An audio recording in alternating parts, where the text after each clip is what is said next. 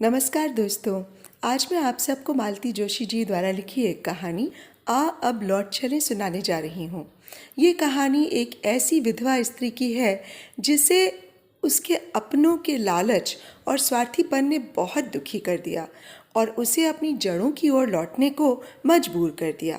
दोस्तों, यदि आपको मेरा कथा वाचन और कहानियाँ पसंद आती हैं तो मेरे इस चैनल को सब्सक्राइब कर लीजिएगा और मेरी कहानियों को लाइक और शेयर। तो आइए सुने कहानी आ अब लौट चलें।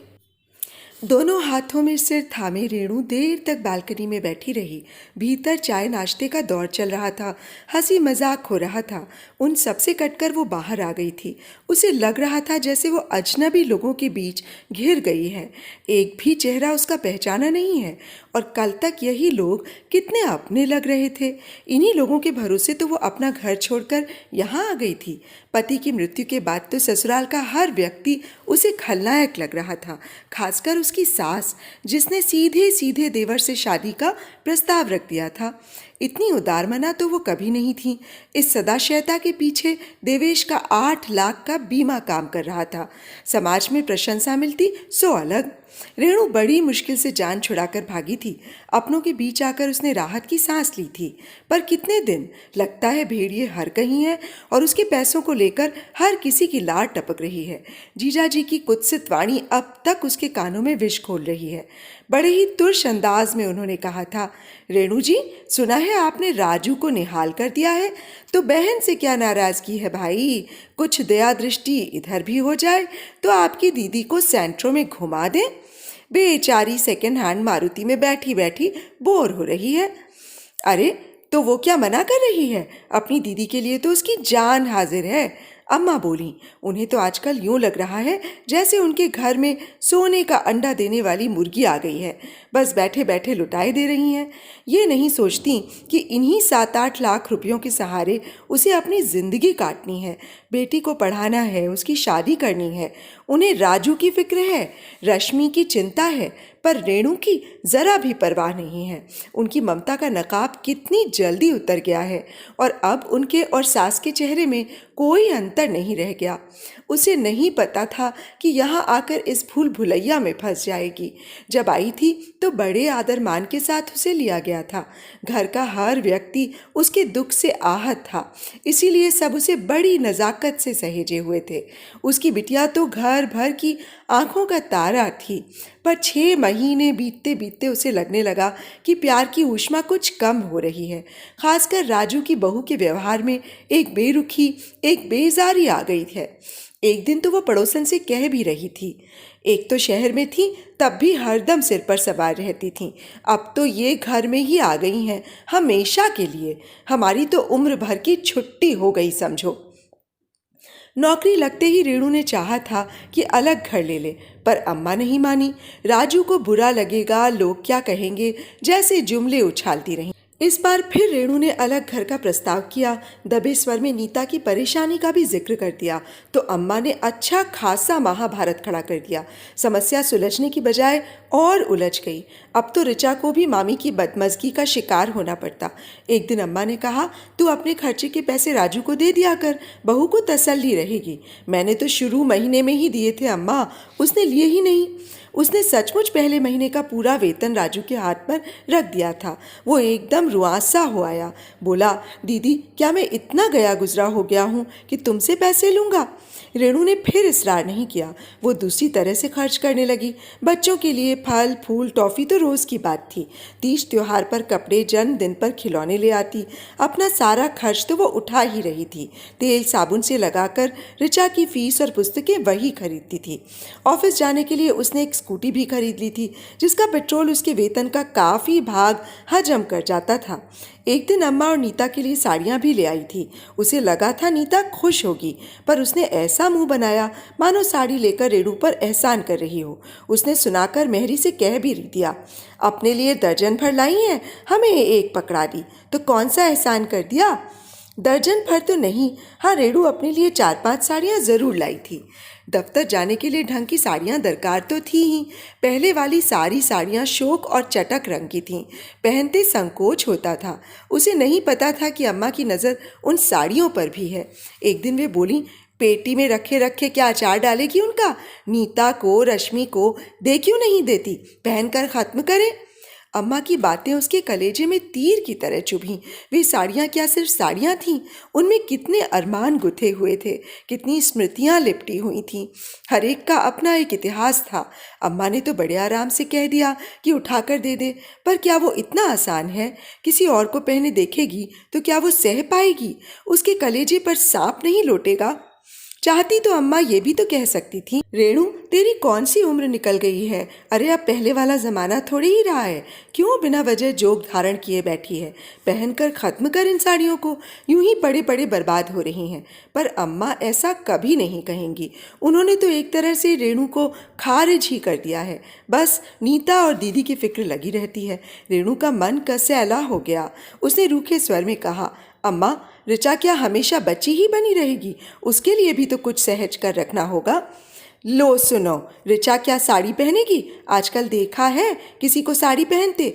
मार पेट कसे डोलती हैं सब। ना सही साड़ी तो सूट पहन सकती है, वही सिलवा दूंगी। तुम्हारी चीज़ है, तुम जानो। बाकी हमें ये बिल्कुल भी पसंद नहीं है कि अच्छी भली साड़ी का सत्यानाश करो और उसके लिए दर्जी को झोला भर रुपये पकड़ाओ। अम्मा ने मुंह बिचकाकर अपनी नाराज़गी जाहिर कर दी थी, पर रेणु नहीं बसी जी। मन तो हुआ था कि 2-3 भड़कीली साड़ियाँ नीता को निकाल कर दे दे, पर जानती थी कि दीदी का माथा ठनकेगा, उन्हें भी देनी पड़ेंगी। उसे इस सारे कार्यक्रम से ही वितृष्णा हो आई थी। संदूक में एक बड़ा सा ताला डालकर उसने पलंग के नीचे सरका दिया। अम्मा के आग्रह पर रेणु ने एक बार फिर राजू के सामने अपना खर्च देने की पेशकश की। वो बोला, दीदी बार बार शर्मिंदा क्यों करती हो? हम लोग पहले भी तो इस मामले पर बात कर चुके हैं। लगता है अम्मा ने तुम्हें पट्टी पढ़ाई है। अम्मा तो आजकल बिल्कुल सठिया गई हैं। अम्मा क्यों कुछ कहने लगी? मेरे पास भी आंखें हैं, दिमाग है। मैं भी जानती हूँ कि आजकल एक की कमाई में घर चलाना कितना मुश्किल है। तुम तो 2-2 गृहस्थियों का भार ढो रहे हो। फिर वही बात, मुझे कितनी बार कहना होगा कि तुम्हें मैंने कभी अपने से अलग नहीं समझा। मलय, निलय और ऋचा में कभी कोई फर्क नहीं किया है। आश्वस्त होकर रेणु वहां से उठ आई। उसने कनखियों से देख लिया था कि किचन के दरवाजे की ओट में खड़ी नीता ध्यान से दोनों की बातें सुन रही है। रेणु को तसल्ली हुई, चलो मेरी तरफ से तो नीता का मन साफ हो जाएगा। पर नीता में कोई बदलाव नहीं आया। वो वैसी ही घुन्नी बनी रही, दिन भर मुंह लटकाए घूमती, सबसे बस ज़रूरत भर की ही बात करती। रेणु को किसी काम में हाथ नहीं लगाने देती। पर यह किसी आदर या प्रेम के कारण नहीं था, बल्कि ये दिखाने की कोशिश करती कि ये मेरी गृहस्थी है, इसमें मैं ही निपटूंगी। बाहर वालों का इसमें कोई दखल नहीं चाहिए।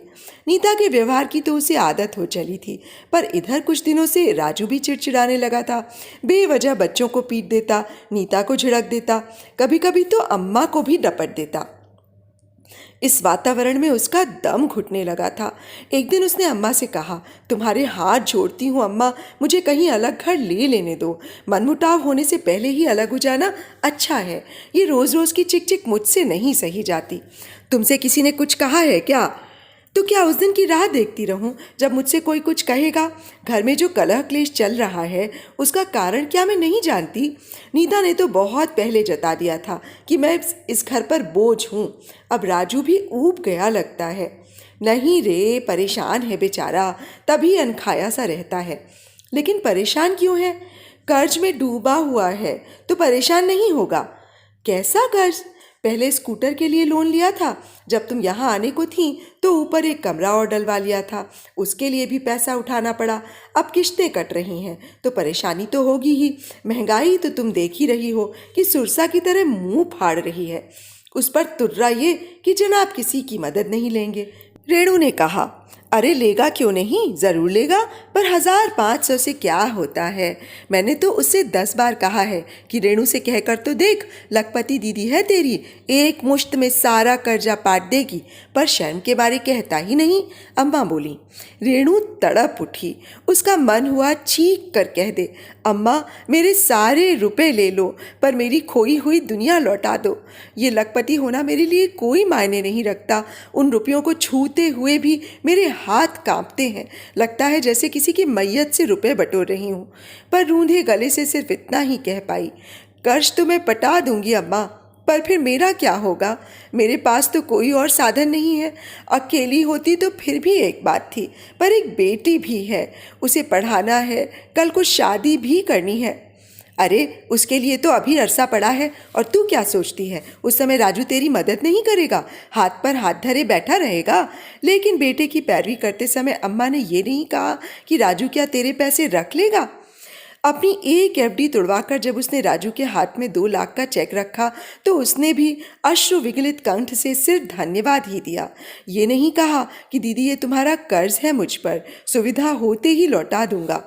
और अब आज जीजा जी ने भी अपना प्रस्ताव रख दिया है। अम्मा उनकी भी पैरवी कर रही हैं। अगर मना कर देती है तो संबंध हमेशा के लिए खराब हो जाएंगे। संबंधों की तो उसे इतनी परवाह भी नहीं है, पर वो अपने बहनोई को अच्छी तरह से जानती है। वे दीदी का जीना हराम कर देंगे। वो ससुराल से इसीलिए चली आई थी कि वहाँ पैसा देखकर सबकी लार टपकी पड़ रही थी। अब यहाँ भी तो वही हो रहा है। 1 महीने के अंतराल में वो दूसरी बार पैसा उठाने बैंक गई थी।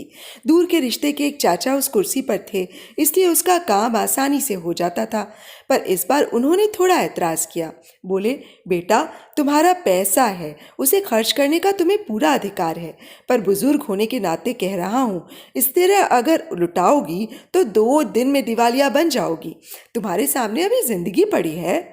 क्या करूं चाचा जी, राजू को दिया है तो दीदी को देना ही पड़ेगा। सबकी आंखें मेरी रुपयों पर लगी हुई हैं। अम्मा भी उन्हें शेयर देती हैं। तुम एक छोटा सा फ्लैट क्यों नहीं खरीद लेती? झंझट ही खत्म हो जाएगा। अम्मा अलग होते नहीं देंगी। कोई बात नहीं, किराए पर उठा देना, आमदनी तो होती रहेगी। और देखो, देर सवेर तुम्हें अलग ठिकाना करना ही पड़ेगा। माँ बाप हमेशा किसके साथ रहे हैं? अम्मा के बाद क्या उस घर में रह सकोगी? उसने कहना चाहा, अम्मा के रहते ही मैं कौन सी चैन से हूँ, पर वो चुप रह गई। घर की बात बाहर कहना अच्छा नहीं लगा। अंकल ही बोले, रेणु पता नहीं तुम्हें अच्छा लगेगा या नहीं, पर मैं कहे बिना नहीं रह सकता। क्या बात है अंकल? क्या कभी तुमने दोबारा घर बसाने के बारे में सोचा है? क्या बात कर रहे हैं? 10 साल की बेटी को लेकर अब मैं दूसरा ब्याह रचाऊंगी? यही ठीक से पल जाए तो बस है। ये तो पल ही जाएगी, पर पिता की कमी उसे हमेशा खलेगी और मामा उस शून्य को नहीं भर सकता। 2-3 साल पहले बहुत अच्छे प्रपोजल्स लेकर तुम्हारे घर गया था, पर भाभी ने इतनी बुरी तरह झिड़क दिया कि फिर कभी हिम्मत ही ना पड़ी। ये कब की बात है अंकल? मुझे तो पता ही नहीं था।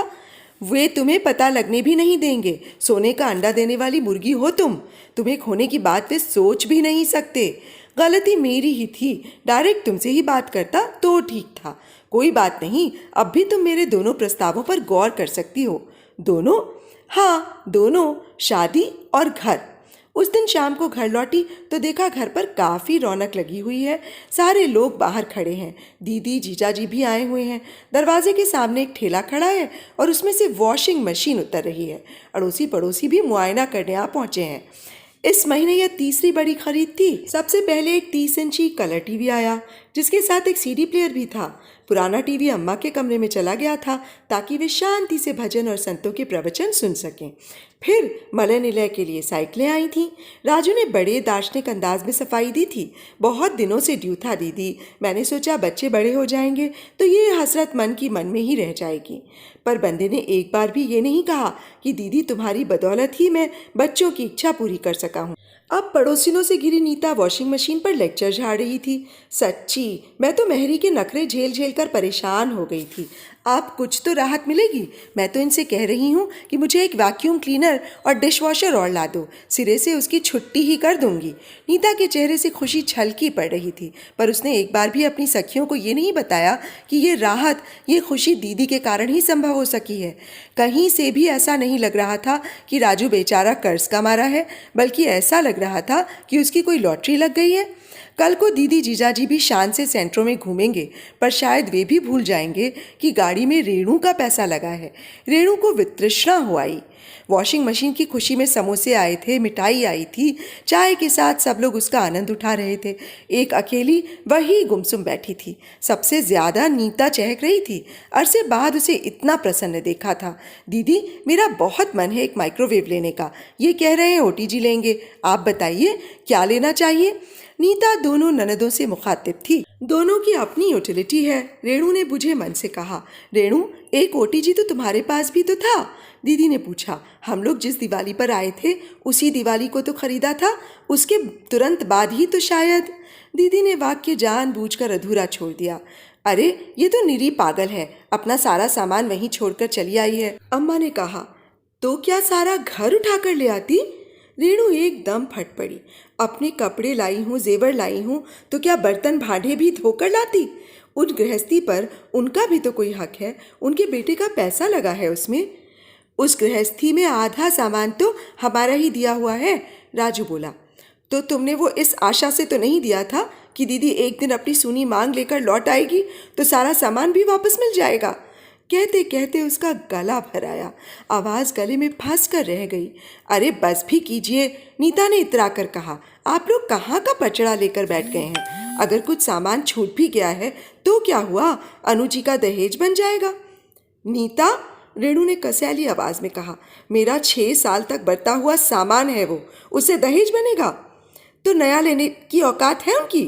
जीजाजी बोले। उनकी ना सही, मेरी तो है। तुम अनु का दहेज तैयार करोगी? 2-4 आवाज़ें एक साथ उभरी। क्यों नहीं करूँगी? उसके भाई होते तो पता नहीं क्या क्या करते। अब वे नहीं है तो उनका पैसा तो है, उस पैसे पर अनु का भी उतना ही हक है। रेणु ने देखा 5 जोड़ी आंखें उसे खा जाने वाली निगाहों से घूर रही हैं। उन आंखों में आश्चर्य था, अविश्वास था और थी आशंका। रात बिस्तर पर लेटे लेटे उसे अपने परिजनों की वे दहशत ज़दा आंखें याद आती रहीं। उसे मालूम है वे लोग नहीं चाहते कि ससुराल से उसका ज़रा भी संपर्क बना रहे। वैसे वो उन लोगों से कट ही गई थी, पर 1.5-2 साल पहले योगेश की शादी का कार्ड आया था। साथ में मांझी ने 4-5 पंक्तियाँ लिख भेजी थीं। बहू, 4 दिन के लिए ही सही, आना ज़रूर, गुड़िया को देखने का बहुत मन है। ऐसा ना हो कि ये साथ मन में लिए ही मैं चली जाऊँ। वो जाने का मन बना ही रही थी कि अम्मा ने रोक दिया। 1500 जो भी भेजने हैं भेज दे और छुट्टी कर। तेरी सास बहुत घाघ है, मीठा मीठा बोलेगी और गहना गुड़िया हथिया लेगी। तू ऐसी सीधी है कि मना भी नहीं कर पाएगी। और रेणु मान गई थी। ऑडिट का बहाना बनाकर उसने 1000 रुपये का मनी ऑर्डर कर दिया था। आज उस गलती के लिए पछता रही है। योगेश की शादी में तो वो मान गई थी, पर क्या अनु की शादी में इस तरह तटस्थ रह पाएगी? देवेश को बहन की शादी का कितना अरमान था। कहते थे इसके लिए तो मैं इंजीनियर दूल्हा लाऊंगा। भाई को इंजीनियर न बना पाने का उन्हें बहुत दुख था। 3 बार पीईटी दिलवाया पर एडमिशन नहीं हो सका। डोनेशन वाले कॉलेज में भेजने की तो सामर्थ्य नहीं थी। हार कर एमएससी ही करवा दिया। देवेश की मृत्यु के बाद कंपनी ने रेणु के सामने नौकरी की पेशकश की, पर उसकी पक्की सरकारी नौकरी थी। लिहाजा उसने योगेश के लिए अनुरोध किया और जीएम मान गए। क्लर्की ही सही, मिल तो गई, नहीं तो 2nd क्लास एमएससी को पूछता कौन है। अपनी परेशानियों से घिरी वो उस घर को एक तरह से भूल ही गई थी। योगेश की शादी का निमंत्रण आया तो यादें फिर ताज़ा हो आईं। शादी में चली जाती तो शायद टूटे हुए तार फिर से जुड़ जाते, पर वो हो नहीं सका और वे लोग फिर से विस्मृति में चले गए। पर पिछले महीने से वे लोग बहुत याद आ रहे हैं, खासकर अनु। हुआ ये कि ऋचा के स्कूल में एक वार्षिकोत्सव था। किसी नृत्य नाटिका के लिए ऋचा उसकी नीली कांजीवरम लेके गई थी। उसे पहनकर जब वो स्टेज पर आई तो रेणु धक से रह गई। साड़ी पहनकर लड़की कितनी बड़ी लग रही थी। कौन कहेगा कि वो महज 10 साल की है। उस दिन एक और सत्य ने उसे चौंका दिया। ऋचा हूबहू अनु लग रही थी। यूं तो ससुराल में सभी कहते थे कि ऋचा बुआ पर गई है, पर उसके मन ने कभी ये स्वीकार नहीं किया। वो तो बिटिया में अपना ही प्रतिबिंब देखती थी, पर आज उसे भी मानना पड़ा कि ऋचा अनु का ही प्रतिरूप है। रंग कुछ 19-20 हो तो हो, बाकी कदकाठी भी वही है। जब रेणु शादी करके गई थी तब अनु इतनी सी ही तो थी। 10-12 साल की वो चंचल और शौक लड़की हमेशा अपनी भाभी के आसपास ही डोलती रहती। कंघी चोटी से लेकर होमवर्क तक सब कुछ भाभी से करवाती थी। जब तक रेणु उस घर में थी अनु के पहनने ओढ़ने के शौक उसी ने पूरे किए। वो चंचल और शौक लड़की ऋचा के जन्म के बाद एकदम दादी अम्मा बन गई थी। दिन भर उसे छाती से लगाई रहती। यूं तो ऋचा घर भर की लाडली थी। अनु के बाद ये पहला बच्चा था ना घर में, इसलिए वो घर भर का खिलौना थी, पर दादी और बुआ के तो उसमें प्राण बसते थे। उन दिनों ऋचा को भी मम्मी की परवाह कहाँ थी, बस बुआ और दादी से ही चिपकी रहती थी। यहाँ आने के बाद भी उन दोनों को याद करके कितना रोती थी। बड़ी मुश्किल से डांट डपट कर उसे चुप कराना पड़ता। अब तो नाम भी नहीं लेती। क्या सचमुच भूल गई है या मम्मी के डर से चुप रहती है? कार्यक्रम वाले दिन फोटोग्राफर से कहकर उसने ऋचा की एक अलग से फोटो खिंचवा ली। जब वो बनकर आई तो पता नहीं क्या सोचकर उसने अनु को वो तस्वीर भेज दी। उसके पीछे लिखा, अनु, गुड़िया की तस्वीर भेज रही हूँ, कहीं तुम्हें ऐसा तो नहीं लग रहा कि तुम आईना देख रही हो? अनु का पत्र लौटती डाक से ही आ गया था। ये तो अच्छा हुआ कि उसने दफ्तर का पता दे दिया था। घर के पते पर आता तो शायद मिलता ही नहीं। मिलता भी तो अम्मा की टिप्पणियों के साथ। अम्मा तो उसकी सारी डाक साधिकार सेंसर करती हैं। अनु ने लिखा था, भाभी, तुम्हें कैसे और कितने धन्यवाद दूं, समझ में नहीं आता। फोटो में ही सही तुमने हमें गुड़िया से मिलवा तो दिया। हमारी खुशी का तुम अंदाज़ा नहीं लगा सकती। माँ तो उसे छाती से लगाए घूम रही हैं, चूमती हैं और रोती हैं। पूरे मोहल्ले में दिखा चुकी हैं। तुमने ठीक लिखा है, किसी ज़माने में ऋचा और मैं हम शक्ल थीं, पर अब वो बात कहाँ रही। अब तो सब कुछ बदल गया है। परिस्थितियों ने मेरा रंग रूप सब सोख लिया। बड़े भैया क्या चले गए, हम लोगों की तो दुनिया ही बदल गई। तुम गुड़िया को लेकर चली गई, छोटे भैया भाभी को लेकर अलग हो गए। भाभी की माँ से एक दिन भी नहीं बनी। तुम तो जानती हो भाभी, माँ ने हमें कितने कष्टों से पाला है। बड़े भैया तो हमेशा गर्व से सबको माँ की तपस्या की गाथा सुनाए करते थे। छोटे भैया को उसी पर शर्म आती है। उन्हीं बातों को लेकर भाभी माँ को नीचा देखती हैं, अपमानित करती हैं। वे अलग हो गए, एक तरह से अच्छा ही हुआ। रोज़ की चिकचिक से छुट्टी तो मिली। बीएड कर चुकी थी मैं, इसलिए एक प्राइवेट स्कूल में आसानी से नौकरी मिल गई। जितना भी देते हैं उसमें माँ बेटी का गुजारा हो जाता है। इस उम्र में माँ को अकेले छोड़ने की बात तो मैं सोच भी नहीं सकती। उसकी संभावना भी नहीं है, क्योंकि मेरी शादी के लिए छोटे भैया के पास ना पैसा है ना फुर्सत। मैं तो यही सोचकर कांप जाती हूँ कि जब माँ नहीं रहेंगी तब मेरा क्या होगा। अंत में लिखा था, ऋचा की और मेरी सिर्फ शक्ल ही एक जैसी नहीं है भाभी, शायद किस्मत भी एक सी है। देखिए ना, उसने भी कितनी छोटी उम्र में अपने पिता को खो दिया। बचपन की बात जाने दीजिए, मैं तो भगवान से मना रही हूँ कि उसका भविष्य मुझ जैसा ना हो। उसे खूब पढ़ाना भाभी, डॉक्टर बनाना। ये पत्र रेणु पता नहीं कितनी बार पढ़ चुकी है। एक एक पंक्ति उसे जैसे कंठस्थ हो गई। वे सारे रिश्ते अपनी समस्त ऊष्मा के साथ उसके मन पर छा गए थे। वो बेहद भावुक हो उठी थी। खासकर अनु को लेकर तो उसका मन एकदम तरल हो आया था। वो सचमुच उसके भविष्य को लेकर, उसकी शादी को लेकर चिंतित हो उठी थी। इसीलिए उसके दहेज की बात इतने अधिकार से कह सकी। अनु का पत्र पढ़कर उसे योगेश पर तरस आया था और गुस्सा भी। माँ के कष्टों का यही सिला दिया है। अनु ने सच कहा था। माँ को लेकर देवेश कभी कुंठित नहीं हुए थे, बल्कि उन्हें तो अपनी माँ पर गर्व था। शादी से पहले ही उन्होंने रेणु को विस्तार से लिख भेजा था कि उनकी स्वाभिमानी माँ ने उन्हें किस तरह मुसीबतें झेलकर पाला है। पिता की मृत्यु के समय मात्र 19 वर्ष के थे देवेश। इंजीनियरिंग का पहला साल था।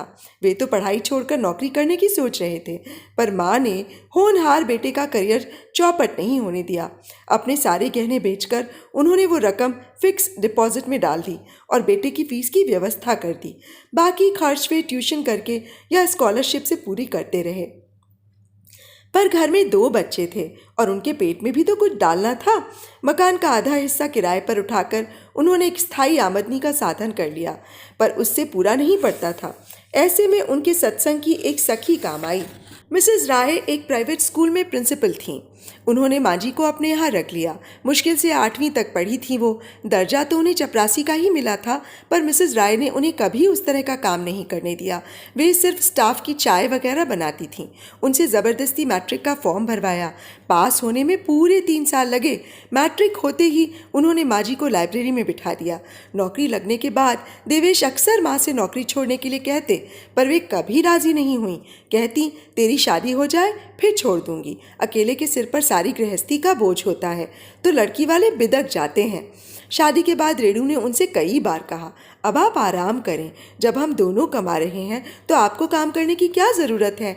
वे कहती, ज़रूरत मुझे नहीं है बहू, मेरे बच्चों को है। माना कि भाई देवता है, तुम भी लक्ष्मी हो, पर हर बार भैया भाभी के आके हाथ फैलाते शर्म आती है। तुम जानो, बच्चों की सैकड़ों ज़रूरतें होती हैं, उनके लिए माँ से ज़िद की जा सकती है। माँ से मांगते संकोच भी नहीं होता। माँ अगर मना भी कर दे तो बुरा नहीं लगता। भाई सचमुच देवता थे, मांगने से पहले ही हाथ खर्च दे देते थे। पर माँ जी ठीक कहती थीं, बढ़ती उम्र की 100 ज़रूरतें होती हैं, उनकी फहरिस्त भी कम नहीं होती, ना उनका हिसाब दिया जाता है। माँ जी कहती, योगेश की नौकरी लग जाने दे, तब तक मेहरानी भी विदा हो जाएगी, फिर आराम ही आराम है। पर अपना सोचा सब कहाँ हो पाता है। सब कुछ ऐसे छिन्न भिन्न हो गया जैसे कोई सुंदर सपना अचानक टूट जाता है। माँ जी तो एकदम विषिक्त सी हो गई थीं। पति की मृत्यु के बाद उन्होंने बड़ी हिम्मत से काम लिया था, बड़े कौशल से अपने उजड़े घर को संवार लिया था, पर बेटे का आघात उनके लिए असहनीय था।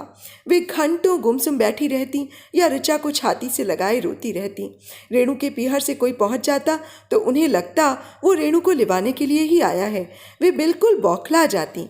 इसी बौखलाहट में उन्होंने रेणु के सामने योगेश से शादी का प्रस्ताव रख दिया। शायद इस प्रस्ताव के पीछे ऋचा का ही मोह था, पैसे का नहीं।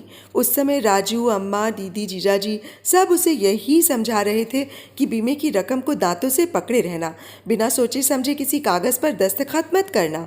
वो भी यही समझ बैठी कि यहाँ हर कोई उसके पैसों पर घात लगाए है। ऐसे माहौल में वो शादी का प्रस्ताव आया। माँ जी बेचारी क्या जानती थी कि वे फूस पर अंगार रख रही हैं। रेणु तो एकदम भड़क गई। दूसरे ही दिन दफ्तर जाकर उसने एक अर्जी छुट्टी की थी और दूसरी ट्रांसफ़र की। इस घर में अब उसका रहना असंभव था। माँ से ज़्यादा अब उसे बेटे का डर था। ट्रांसफ़र होने में पूरे 3 महीने लगे। उतने दिन वो अम्मा के पास बनी रही।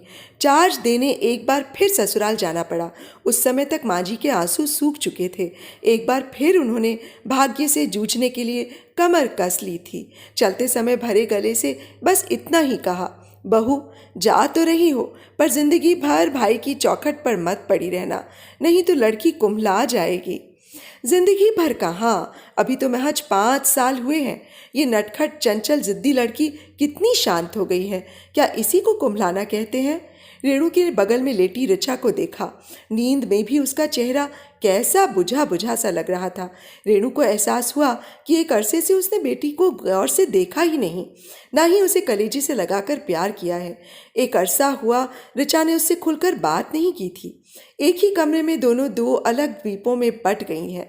अपनी परेशानियों में उसे ऋचा के खान पान की ओर ध्यान देने की भी फुर्सत नहीं मिली। वैसे भी नीता को रसोई में किसी का दखल पसंद नहीं।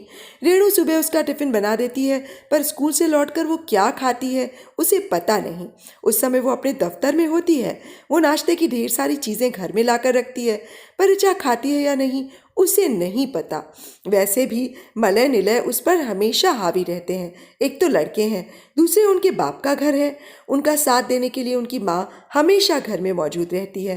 कई बार मन हुआ कि अपने कमरे में कुछ लाकर रख ले, पर हिम्मत नहीं पड़ी। रख भी लेती तो क्या होता, राजू के बच्चे तो घर भर में धमा चौकड़ी बचाते रहते हैं। ऋचा से पहले वे ही सब चट कर जाते। चाचा की शादी में जाने की बात हो रही थी तो ऋचा कितनी हुलस उठी थी, कितनी ललक से उसने अपना बैग तैयार किया था। पर जब प्रोग्राम रद्द हो गया तो चुप करके बैठ गई, एक बार भी उलाहना नहीं दिया। पिछले साल से साइकिल के लिए कह रही है, पैदल ट्यूशन आते जाते थक जाती है, पर भीड़ भरी सड़कों का वास्ता देकर रेणु टालती रही। उस दिन मलय निलय दोनों के लिए साइकिलें आईं तो ऋचा हसरत से देखती रह गई, पर बोली कुछ नहीं। रेणु को बहुत दुख हुआ था। 1800 एकदम फेंकते नहीं बन रहे थे, इसलिए टाल रही थी। पर राजू तो पूरे 3000 फेंक आया था और खुश हो रहा था। उसी के पैसों पर लोग ऐश कर रहे थे और उसकी अपनी बेटी छोटी छोटी चीज़ों के लिए तरस रही थी। टीवी के साथ भी यही हुआ।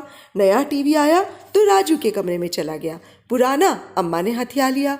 ऋचा बोली कि मम्मी एक छोटा सा अपने लिए भी ले लो ना, तो रेणु ने झिड़क दिया, हम लोग कोई धन्ना सेठ है जो हर कमरे में टीवी होगा? यहाँ दिन भर देखने की फुर्सत किसे है? तुम्हारा जब मन हुआ करे तो नानी या मामी के कमरे में देखाया करो, वे मना थोड़ी ही करती हैं। पर ऋचा वहाँ देखने नहीं गई, ना उसने दोबारा मम्मी से टीवी के लिए कहा। लड़की सचमुच कुंभला गई है। सुबह वो दफ्तर के लिए निकली तो देखा राजू स्कूटर के साथ जूझ रहा है। आजकल कुछ ज़्यादा ही परेशान करने लगा था। उसे देखते ही बोला, अरे यार दीदी, तुम जल्दी जीजाजी को फाइनेंस कर दो ना, ताकि मुझे इस खटारे से छुटकारा मिले। मतलब ये कि वो नई सैंट्रो ले आए तो मैं उनकी मारुति ले लूँ। तुम मारुति ले रहे हो? हाँ यार, नीता का बहुत मन है। अब नई तो अपन इस जन्म में खरीद नहीं सकते, पुरानी से ही मन बहला लेंगे। 60,000 में सौदा पक्का हुआ है, पर इस सौदे में मैं कहाँ आती हूँ? कमाल करती हो, उस दिन बात नहीं हुई थी कि आप फाइनेंस करेंगी तभी तो सेंट्रो आएगी उस दिन? अरे वो तो यूं ही मजाक चल रहा था। भला मेरी क्या औकात है कि मैं जीजाजी को फाइनेंस करूं? और उसकी ज़रूरत भी क्या है? दुनिया भर की कंपनियां और बैंक लोन देने के लिए उतारू बैठे हैं। Car loan, house loan, tour loan, education loan, furniture loan. तुम चाहो तो तुम भी अपने लिए नई नकोर गाड़ी खरीद सकते हो। राजू को तो उसने किसी तरह बहला दिया, पर उसकी बात दिन भर उसके मन में चक्कर काटती रही। जीजाजी अगर सचमुच उसकी आशा में बैठे हैं तो उसका इलाज करना ही होगा। शाम को घर लौटने की बजाय वो दफ्तर से सीधे दीदी के यहाँ पहुँच गई। जीजाजी भी बस अभी लौटे ही थे। मियाँ बीवी दोनों बालकनी में चाय का लुत्फ ले रहे थे। आइए साली साहिबा, आज इधर कैसे भूल पड़ी? जीजाजी ने गर्मजोशी से उसका स्वागत किया। रेणु को देखकर उनकी आंखों में चमक आ गई थी। उन्हें निराश करते दुख भी हो रहा था, पर उनका भ्रम तो तोड़ना ही था ना। आपसे एक काम था जीजाजी। फरमाइए। बंदा हाजिर है। एक फ्लैट लेने की सोच रही हूँ, आपकी नज़र में कोई हो तो बताइए। लोकेलिटी अच्छी हो। मेरा दफ्तर दूर पड़ेगा तो कोई बात नहीं, मैं मैनेज कर लूँगी, पर ऋचा का स्कूल पास होना चाहिए। बजट अपना ज़्यादा नहीं है, इसलिए सस्ता, सुंदर, टिकाऊ एक छोटा सा दड़बा ढूंढ दीजिए। तुम क्या अलग रहने की सोच रही हो? हाँ दीदी, कब तक राजू पर बोझ बनी रहूं? कभी न कभी तो अपना ठिकाना करना ही था ना। अपनी बेटी का तो ख्याल किया होता। दरअसल उसी के ख्याल से मैं जल्दी मचा रही हूँ दीदी। मेरे लिए तो खैर वो मेरी माँ का घर है, पर उसकी जड़ें तो यहाँ नहीं है। उसका भी तो कोई अपना घर हो। कल को ससुराल जाएगी तो कुछ यादें साथ में हों। यहाँ तो उसकी दुनिया एक कमरे में कैद होकर रह गई है। ना कोई सखी है, न सहेली, ना वो किसी के यहाँ जाती है, ना किसी को बुलाती है, पढ़ती है या गुमसुम बैठी रहती है। इतने दिनों तक मैं अपना ही दुख सहलाती रही, पर अब उसकी ओर ध्यान देना ही पड़ेगा। वो उम्र के बहुत नाजुक मोड़ पर खड़ी है। तभी तो कह रही हूँ, इस समय तुम्हें अलग रहने की सोचनी भी नहीं चाहिए। दफ्तर जाते समय उसे किसके भरोसे छोड़ जाओगी? कुछ न कुछ प्रबंध तो करना ही होगा। कोई बुजुर्ग सी आया दिन भर के लिए रख लूँगी। अम्मा से कहूँगी बीच बीच में आ जाया करें। कभी कभार ऋचा की दादी भी आकर रह सकती हैं, अब तो रिटायर हो गई हैं। ऋचा की दादी मतलब तुम्हारी सास? उनको बुलाओगी? क्या हर्ज है, मेरे यहाँ तो आ ही सकती हैं ना। इस घर पर उनका भी तो हक होगा। उनके बेटे की कमाई ही तो लगेगी उसमें, नहीं तो मेरी क्या औकात है। संभल कर रहना, बहुत घाघ है तुम्हारी सास। राजनीति में होती तो अच्छा नाम करती, यहाँ बैठे बैठे तुम्हें इमोशनली ब्लैकमेल करती रहेगी। सो तो सभी कर रहे हैं, रेणु ने कहना चाहा, पर जब्त कर गई। उत्तर में बस इतना कहा, जीजाजी अब जैसी भी हैं मेरी सास हैं, ऋचा की दादी हैं, झेलना ही पड़ेगा। हमारी अम्मा को तो आप जानते ही हैं, फिर भी नीता निभा रही है कि नहीं? जैसा निभा रही है हम खूब जानते हैं, दीदी ने बुरा सा मुंह बनाकर कहा। तुम मगर होशियार रहना, चिकना चुपड़ा बोलकर वे बेटी की शादी तुम्हारे गले मर देंगी। तब तक अनु कुंवारी रही तो वो भी कर लूंगी, करना ही पड़ेगा। कल को ऋचा की शादी में मेरे साथ यही लोग तो खड़े रहेंगे। देखो भाई, तुम्हारा पैसा है, तुम्हारे लोग हैं, तुम्हारी जिंदगी है, जैसा ठीक समझो करो। हमारा काम सलाह देना है, मानना न मानना तुम्हारी मर्जी पर है। जीजाजी ने बड़े दार्शनिक अंदाज में चर्चा का समापन किया। उनके स्वर में नाराजगी साफ झलक रही थी। अगले दिन वो फिर बैंक में थी। तू फिर आ गई लड़की, आज किसके नाम दान पात्र लिखना है? अंकल ने स्वागत किया। नहीं अंकल, आपकी डांट खाने के बाद मैंने वो खाता बंद कर दिया है। आज तो दूसरे काम से आई हूँ, बल्कि यूँ कहिए कि 2 काम हैं। बोलो। एक तो ये कि मेरे लिए एक छोटा सा सुविधाजनक फ्लैट ढूंढ दीजिए। मेरी ज़रूरतें और हैसियत तो आप जानते ही हैं। ठीक है, दूसरा काम बोलो। आपकी नज़र में कोई अच्छा लड़का हो तो बताइए। डॉक्टर इंजीनियर नहीं चाहिए, बस पढ़ा लिखा और नौकरी पेशा, दहेज का लालच ना हो। मुझे बहुत अच्छा लगा, तुमने मेरे दोनों सुझाव मान लिए, बहुत खुशी की बात है। अच्छा अब ये बताओ, दूसरी जाति का चलेगा ना? मैं सोचता हूँ इस स्टेज पर तुम्हें ज़्यादा रिजिड नहीं होना चाहिए। 35 से 40 के बीच चलेगा? आप क्या सोच रहे हैं कि मैं अपने लिए रिश्ते की बात कर रही हूँ? ओ नो अंकल, वो अध्याय तो मैंने अब बंद ही कर दिया है। रिश्ता मुझे अपनी ननद के लिए चाहिए। 22-23 की है, बीए बीएड है, शक्ल सूरत की अच्छी ही है। अगर आपने मेरी बेटी को देखा हो तो समझ लीजिए उस जैसी ही है। ऐसे क्या देख रहे हैं? सोच रहा हूँ तुम जिंदगी भर क्या दूसरों के लिए ही खटती रहोगी? दूसरे कहा अंकल, ये लोग तो बिल्कुल अपने हैं, मेरे पति की सगी बहन है वो। इस दुर्घटना से पहले हम सब लोग साथ ही तो रहते थे। फिर भी आजकल कौन इतना सोचता है बेटा? मैं भी कहाँ सोचती अंकल, आसपास से बेखबर मैं अपने ही दुख में डूबी हुई थी। उन लोगों की कभी कोई खोज खबर ही नहीं ली। मेरे पति एकाएक चले गए, यूँ समझिए मेरी दुनिया ही उजड़ गई। पर वे मुझे बेसहारा छोड़कर नहीं गए, इतना रख गए हैं कि मैं आज किसी की मोहताज नहीं हूँ। एक सम्मान की जिंदगी जी रही हूँ। इसी के दम पर मैके में भी पूछ परख है। पर जिस माँ ने उन्हें कठिनाइयों के बीच पाला पोसा पढ़ाया, वे आज बदहाली में जी रही हैं।